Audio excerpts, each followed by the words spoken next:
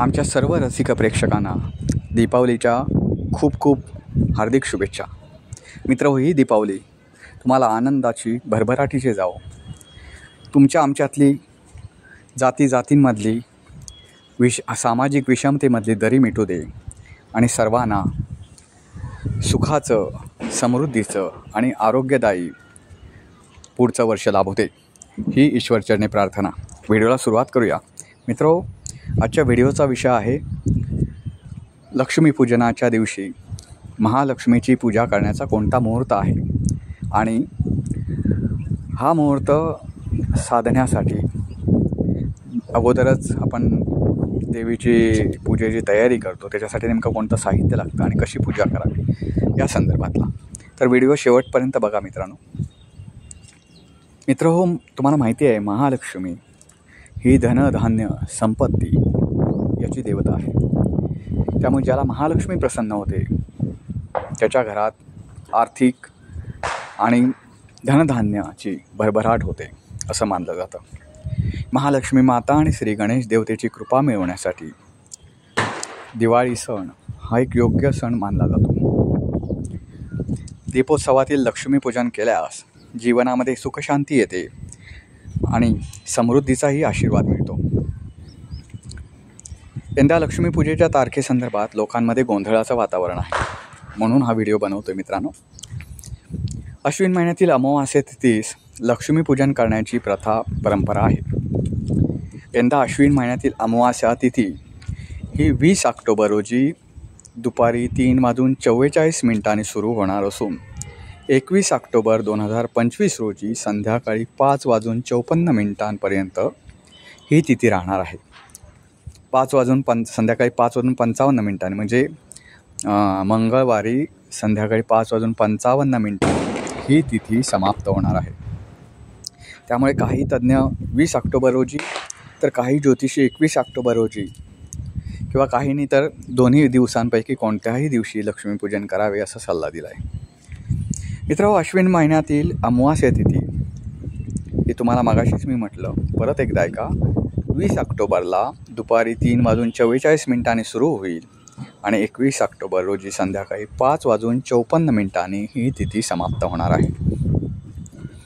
आता तुम्ही लक्ष्मीपूजनाचा खरा मुहूर्त म्हणाल तर 20 ऑक्टोबर रोजी संध्याकाळी 7:41 पासून ते रात्री 8:40 आहे. प्रदोष काळ संध्याकाळी 6:12 पासून ते रात्री 8:40 आहे. वृषभ काळ संध्याकाळी 7:41 पासून ते रात्री 9:41 आहे. आता निशिता काळ मुहूर्त आपण बघायचा झाला तर 20 ऑक्टोबर रोजी रात्री 11:58 पासून ते उत्तर रात्री 12:48 आहे. म्हणजे हा कालावधी 49 मिनिटांचा आहे. तर मित्रांनो, मी तुम्हाला सांगेन की लक्ष्मीपूजन शक्यतो मंगळवारी करावं. याच्यात गोंधळ असल्यामुळे तुम्हाला सांगतो.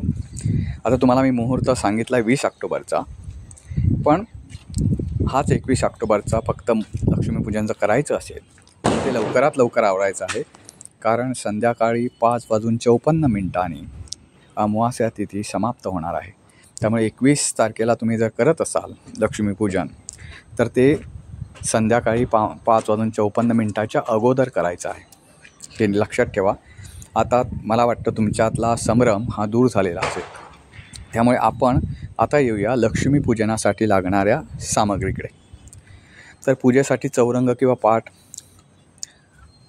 पाटावर अंथरण्यासाठी लागणारं नववस्त्र, केरसुणी, लक्ष्मीनारायणाची मूर्ती किंवा फोटो, श्रीयंत्र, कुबेर यंत्र, फराळाचा नैवेद्य, सुक्या खोबऱ्याच्या 2 वाट्या, खडीसाखर, बत्ताशे, लाह्या, पुरणाचा नैवेद्य, नारळ, गूळ, धने, फळे, लक्ष्मी मातेची मूर्ती, श्री गणेशाची मूर्ती, सुटी नाणी, शंख, घंटा, आंब्याच्या डहाळ्या म्हणजे आंब्याची पानं, कलश, पंचामृत इत्यादी साहित्य या पूजेसाठी घ्यायचं आहे.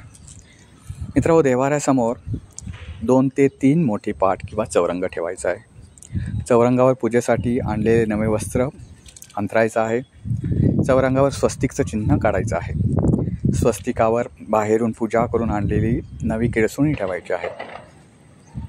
कलशामध्ये स्वच्छ पाणी घेऊन आंब्याच्या डहाळ्यावर श्रीफळ ठेवायचं आहे आणि हे सगळं त्या कलशावर ठेवायचं आहे. तांदळाच्या पुंजीवर हा कलश स्थापन करायचा आहे. पाटावर डाव्या बाजूला लक्ष्मीनारायणचा फोटो किंवा मूर्ती जी काय असेल ते ठेवायचं आहे. त्यासमोर 2 स्वतंत्र विड्याच्या पानावर श्रीयंत्र आणि कुबेरयंत्र ठेवायचं आहे. पूजेसमोर नैवेद्यासाठी फराळाचे पदार्थ, सुक्या खोबऱ्याच्या एका वाटीमध्ये खडीसाखर, दुसऱ्या वाटीमध्ये बत्ताशे आणि लाह्या, पुरणाचा नैवेद्य, नारळ, गूळ, धणे, फळे या गोष्टी तिथं पूजेच्या ठिकाणी मांडायच्या आहेत. लक्ष्मीनारायणच्या मूर्ती किंवा फोटो जे काही असेल ते त्याच्यासोबतच कुलदेवतेचा टाक ठेवायचा आहे. त्याच्या समोरील बाजू 4 हत्तींनी युक्त असलेली माता लक्ष्मीची प्रतिमा अथवा नाणं ठेवायचं आहे. त्यासमोर पैसे, सोने, चांदी, घरात ज्या काही धनधान्याच्या गोष्टी असतील ज्याला आपण संपत्ती म्हणतो त्या गोष्टी मांडायच्या आहेत. आणि मधोमध आपल्या देवघरातील श्री गणेशाची मूर्ती, स्वतःच्या उजव्या बाजूला शंख आणि डाव्या बाजूला घंटा ठेवायची आहे. मला वाटतं ही पूजा कशी मांडायची हे तुम्हाला आता कळलं असेल. तर मित्रांनो, पूजा कशी करायची ही खूप सोपी गोष्ट आहे. जशी आपण एरवी घरातल्या देवाची करतो तशीच पूजा करायची आहे. या सर्व गोष्टींना सुरुवातीला हळद कुंकू, अक्षता आणि फुलं अर्पण करायची आहेत. त्यानंतर निरांजन ओवाळायचं आहे. पूजा मांडणी करून झाल्यानंतर विधिवत पूजा, आरती, प्रार्थना करायची आहे. त्यानंतर जे आपण नैवेद्य दाखवलेलं आहे त्याचं वाटप करायचं आहे. दुसऱ्या दिवशी पूजेचं या उद्यापन करायचं आहे आणि पूजेचं साहित्य असेल ते प्रवाहित असलेल्या पाण्यामध्ये, स्वच्छ पाण्यामध्ये ते निर्माल्य प्रवाहित करायचं आहे. मित्रहो, पूजा झाल्यानंतर एक महालक्ष्मीचं अष्टक स्तोत्र आहे, ते आवर्जून म्हणा. मी तुम्हाला ते म्हणून दाखवतो, कारण हे महालक्ष्मी अष्टक स्तोत्रम जे आहे ते महालक्ष्मीला प्रसन्न करण्यासाठी एक अत्यावश्यक मानलं जातं आणि हे खूप फेमस आहे. तर ते स्तोत्र आपण म्हणूया.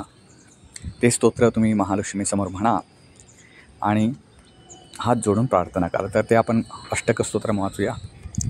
श्री गणेशाय नमः. नमस्ते तु महामाये श्रीपीठे सुरपूजिते शंखचक्रगदाहस्ते महालक्ष्मी नमोस्ते. नमस्ते गरुडारूढे कोल्हासुरभयंकरी सर्वपापहरे देवी महालक्ष्मी नमोस्तुते. सर्वज्ञे सर्ववरदे सर्वदृष्टभयंकरी सर्वदुःखहरे देवी महालक्ष्मी नमोस्तुते. सिद्धिबुद्धिप्रदे देवी भुक्तिमुक्तिप्रदायिनी मंत्रमूर्ते सदा देवी महालक्ष्मी नमोस्तुते. आद्यन्तरहिते देवी आद्यशक्तिमहेश्वरी योगजे योगसम्भूते महालक्ष्मी नमोस्तुते. स्थूलसूक्ष्ममहारौद्रे महाशक्तिमोदरे महापापहरे देवी महालक्ष्मी नमोस्तुते. पद्मासनस्थिते देवी परब्रह्मस्वरूपिणी परमेशी जगन्मात महालक्ष्मी नमोस्तुते. श्वेतांबरधरदेवी नानालंकारभूषिते जगस्थिते जगन्मात महालक्ष्मी नमोस्तुते. महालक्ष्मी अष्टकस्तोत्रं यत्पठे भक्तिमानरा सर्वसिद्धिमाप्नोति राज्यं प्राप्नोति सर्वदा. एककाले पठे नित्यं महापापविनाशनं द्विकाले पठे नित्यं धनधान्यसमन्विता. त्रिकाले पठे नित्यं महाशत्रुविनाशनं महालक्ष्मीर्भवे नित्यं प्रसन्नावरदाः शुभः. हे स्तोत्र म्हणून आपल्या सर्व देवतांचं म्हणजे कुलदेवतेचं, ग्रामदेवतेचं, घरातल्या देवाचं, श्री गणरायाचं, महालक्ष्मीचं असं स्मरण करायचं आहे. आणि अशी प्रकारे ही पूजा आपण केलेली आहे. मित्रहो, हे महालक्ष्मी स्तोत्र जे तुम्हाला मी वाचून दाखवलं तर ते दररोज एकदा पठण केल्यामुळे पापमुक्त होतो. दररोज दोनदा पठण केल्यामुळे त्याच्या घरात धनधान्य संपत्ती येते आणि 3दा पठण केल्यामुळे त्यांच्या शत्रू जे आहेत त्यांचा विनाश होतो असं मानलं जातं. त्यामुळे हे महालक्ष्मी अष्टक स्तोत्रम जे आहे ते नक्की वाचा. ते वाचायला फार वेळसुद्धा लागत नाही, अगदी 1 ते 2 मिनटात वाचून होतं. तर ते नक्की वाचा आणि श्री महालक्ष्मीची कृपा आपणा सर्वांवर अशीच राहो ही ईश्वरचरणी प्रार्थना. तुम्हाला व्हिडिओ कसा वाटला ते नक्की कळवा. व्हिडिओला लाईक करा, शेअर करा आणि चॅनलला सबस्क्राईब करायला विसरू नका. पुन्हा भेटू पुन्हा एका अशाच नवीन विषयावरच्या व्हिडिओसह. तोपर्यंत खा, प्या, दानधर्म करा. आपण जसे सुखी आहोत तसं इतरांना सुखी ठेवण्यासाठी आपण प्रयत्न करूया. सगळा समाज आपल्याबरोबर कसा येईल यासाठी आपण प्रयत्न करूया. मित्रहो, आपण माझ्यावर प्रेम केलं असंच प्रेम तुमचं कायम राहो. दीपावलीच्या निमित्त हे प्रेम वृद्धिंगत हो ही ईश्वरचरणी प्रार्थना. पुन्हा भेटू पुन्हा एका नवीन व्हिडिओसह. तोपर्यंत नमस्कार.